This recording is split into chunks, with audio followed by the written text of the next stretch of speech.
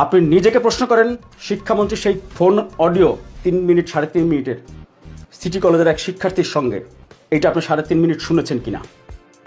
এই প্রশ্ন আগে আপনি উত্তর দেবেন। আন্দোলন করেন, মন্ত্রীর দরকার পদত্যাগ আমি চাইবো। যে অবস্থা খারাপ, যেমন ইংলিশ সেকেন্ড পেপার পরীক্ষার দিন বৃষ্টিতে ভিজছে, তেমনি আইসিটি পরীক্ষার দিনও পরীক্ষা শেষে প্রচুর বৃষ্টি ছিল। 5টা পর্যন্ত আমি মিটিং করেছি, নোবডি অ্যাকসেপ্ট মি যে পেছানোর ব্যাপারে। ভারী বর্ষণ বা পানির মধ্যে, বন্যার মধ্যে, এবং কঠিন প্রশ্ন হচ্ছে এই বিষয়ে মাননীয় শিক্ষামন্ত্রীকে ঢাকা সিটি কলেজের একজন শিক্ষার্থী তিনি ফোন করেছিলেন। সবাই বলে যে পরীক্ষাটা দিয়ে নেন, দে আর প্রিপেয়ার্ড।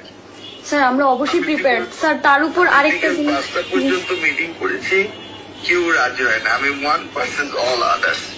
আমি এইভাবে মিটিং এ বলতেছিলাম যে এত ফার্মের মুরগি, এগুলি তো মাথায় বৃষ্টি পড়লেই জ্বর আসে, আমার মেয়ে তাই হয়।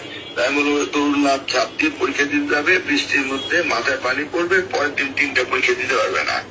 তারপরে আবার ওয়েদার ব্রডকাস্টিং সেন্টারে দিদিকে কল করলো, তারা মেট্রোলজিস্টরা বললো যে কালকে বৃষ্টি হবে না, আজকে রাতেই শেষ। শিক্ষামন্ত্রী পরীক্ষা পিছিয়ে দেওয়ার জন্য মন্ত্রণালয়ের এবং বোর্ডের অন্যান্য কর্মকর্তাদের বোঝানোর জন্য আপনাদের পক্ষ থেকে নিজের মেয়েকে উদাহরণ দিয়ে বলেছেন যে আমি এইভাবে মিটিং এ বলতেছিলাম যে এত ফার্মের মুরগি, এগুলি তো মাথায় বৃষ্টি পড়লেই জ্বর আসে, আমার মেয়ে তাই হয়। তাই বলবো দৌড়লাম, চাপ দিয়ে পরীক্ষা দিতে যাবে, বৃষ্টির মধ্যে মাথায় পানি পড়বে, পরের দিন 3টা পরীক্ষা দিতে পারবে। আমি কর্মকর্তাদেরকে এইভাবে করেও বলেছি। এটা কাকে বলতেছে? সিটি কলেজের ওই মেয়েটিকে বা ওই শিক্ষার্থী বোনটিকে মন্ত্রী বলতেছেন যে আমি তো মানে পরীক্ষা পেছানোর জন্য এই উদাহরণও দিছি কর্মকর্তাদেরকে। শিক্ষামন্ত্রী কি আপনাদেরকে ফার্মের মুরগি বলে তুচ্ছ-তাচ্ছিল্য করলো বা অপমান করতে চেয়েছিল? আপনাদের পক্ষে, শিক্ষার্থীদের পক্ষে সারা দিন বিকাল 5:30 পর্যন্ত মিটিং করেছেন দফায় দফায় শিক্ষামন্ত্রী। আবহাওয়া অফিসের বার্তা নিয়ে এসেছে যে আগামীকাল থেকে আর বৃষ্টি হবে না। তারপরেও শিক্ষামন্ত্রী পরীক্ষা পিছিয়ে দেওয়ার জন্য এই বৃষ্টির মধ্যে যাতে আপনাদের মাথায় পানি, একদিন পানি পড়লে, বৃষ্টির পানি পড়লে তো ঠান্ডা জ্বর আমারও যেমন হয়। ওনার মেয়ের কথা বলেছেন। কাকে বলছেন? সিটি কলেজের ওই শিক্ষার্থীকে বলতেছেন যে আমি এইটাও বলছি আমার কর্মকর্তাদেরকে। আমি এইভাবে মিটিং এ বলতেছিলাম যে এত ফার্মের মুরগি, এগুলি তো মাথায় বৃষ্টি পড়লেই জ্বর আসে, আমার মেয়ে তাই হয়। তাই বলবো দৌড়লাম, চাপ দিয়ে পরীক্ষা দিতে যাবে, বৃষ্টির মধ্যে মাথায় পানি পড়বে, পরের দিন 3টা পরীক্ষা দিতে পারবে না। এই শিক্ষার্থী বোনটি এই যা রেকর্ড করলো, এটা রেকর্ড করে আপনি একটি 23 সেকেন্ডের একটি অংশ ছেড়ে দিলেন।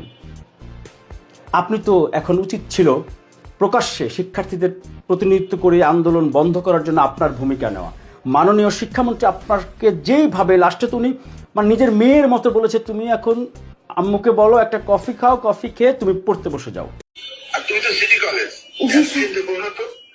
স্যার তারপরে সবাই এখন তো স্যার ঢাকা কলেজ, সিটি কলেজের ইয়ে তো জানেন, ওরা বলো গরম এক কাপ কফি দিতে, একদম গরম কফি খেয়ে পড়তে বসে যাও। Okay okay sir, thank you sir. Okay okay sir, আসসালামু আলাইকুম স্যার। দেখেন, তার মানে শিক্ষার্থীদের পক্ষ নিয়ে উনি কর্মকর্তাদেরকে বোঝানোর জন্য বলতেছেন নিজের মেয়ের উদাহরণ দিয়ে। এমন না কোনো পাবলিক প্রোগ্রামে বলছে তোমরা তো ফার্মের মুরগি, তোমরা তো অমুক তমুক, এটা কিন্তু না। এখন নীতি নৈতিকতার জায়গা আসেন। শিক্ষামন্ত্রী একজন শিক্ষার্থীর সঙ্গে কথা বলতেছেন যেইভাবে, যেই সময় দিয়ে, এইটার জন্য আমাদের প্রত্যেকের ওনার প্রতি কৃতজ্ঞতা জানানো উচিত। উনি কোনো দোষ করেননি, কোনো ভুল করেননি, এবং ফার্মের মুরগি উনি কোনোভাবেই শিক্ষার্থীদেরকে উদ্দেশ্য করে পরীক্ষার্থীদের হেয় করার জন্য বলেননি। তারপরে উনি সংসদে কিন্তু দুঃখ প্রকাশ করেছেন। এরপরেও যারা শিক্ষামন্ত্রীর পদত্যাগ চাচ্ছেন এবং তাদের অভিভাবকদের উদ্দেশ্যে বলতে চাই, এই যে আমি যে তথ্যপত্রগুলো বললাম, একজন মন্ত্রী দুঃখ প্রকাশ করেছেন, এরপরে উনি নিজে বিব্রত হচ্ছেন, তারপরেও তাকে যারা এইভাবে বিনা দোষে বিনা কারণে পদত্যাগ চাচ্ছেন, আচ্ছা ওকে, ধরেন শিক্ষামন্ত্রী পদত্যাগ করে গেল, এখন শিক্ষামন্ত্রী আজকে পদত্যাগ করলেন, আগামীকাল থেকে আমি শিক্ষামন্ত্রী যদি দায়িত্ব নেই, এই যে সকল কলেজের শিক্ষার্থীরা প্রশ্ন কঠিন হচ্ছে বলে এই যে আন্দোলন করছেন, সহজ কেন হচ্ছে না, বকাবাদ্য করছেন, গালিগালাজ করছেন, যেখানে সেখানে যাতা বলছেন, ওই শিক্ষার্থী অভিভাবককে কলেজ থেকে কারণ দর্শানোর নোটিশ দেওয়া হবে। ওই কলেজের প্রত্যেকের সঠিক জবাব দিতে না পারলে কেন শিক্ষার্থীদেরকে পড়ালেখা করায় নাই, এর জন্য ওই কলেজগুলোর এমপিও এবং সরকারি যেই বেতন দেওয়া হয়, সরকারি যেগুলো আছে অনুদান বা আছে, বা ওই কলেজগুলোর সুযোগ সুবিধা বন্ধ করে দেওয়া হবে অন্তত 6 মাসের জন্য। কারণ আরও অনেক শিক্ষার্থীরা তো পরীক্ষা দিচ্ছে। তারা তো পরীক্ষা দিচ্ছে, ভালো হচ্ছে, দিতে পারছে, এটা তো তারা বলছে। একই পরীক্ষায় আমি যদি পারি বা আপনি যদি পারেন, আমি কেন পারবো না? এই এইচএসসি পরীক্ষাতে তো অন্যরাও তো পরীক্ষা দিয়ে বের হয়ে তারাও তো কথা বলছেন। তাদের কথা, তাদের আচরণ, তাদের পড়ালেখা, তাদের নিশ্চয়ই পারিবারিকভাবেও এই ধারাবাহিকতাটা আছে। আবার বলি শেষ কথা এবং প্রথম কথা, আপনি নিজেকে প্রশ্ন করেন, শিক্ষামন্ত্রী সেই 3 মিনিটের যে ফোন অডিও 3 মিনিট 3.5 মিনিটের সিটি কলেজের এক শিক্ষার্থীর সঙ্গে, এইটা আপনি 3.5 মিনিট শুনেছেন কিনা? এই প্রশ্ন আগে আপনি উত্তর দেবেন।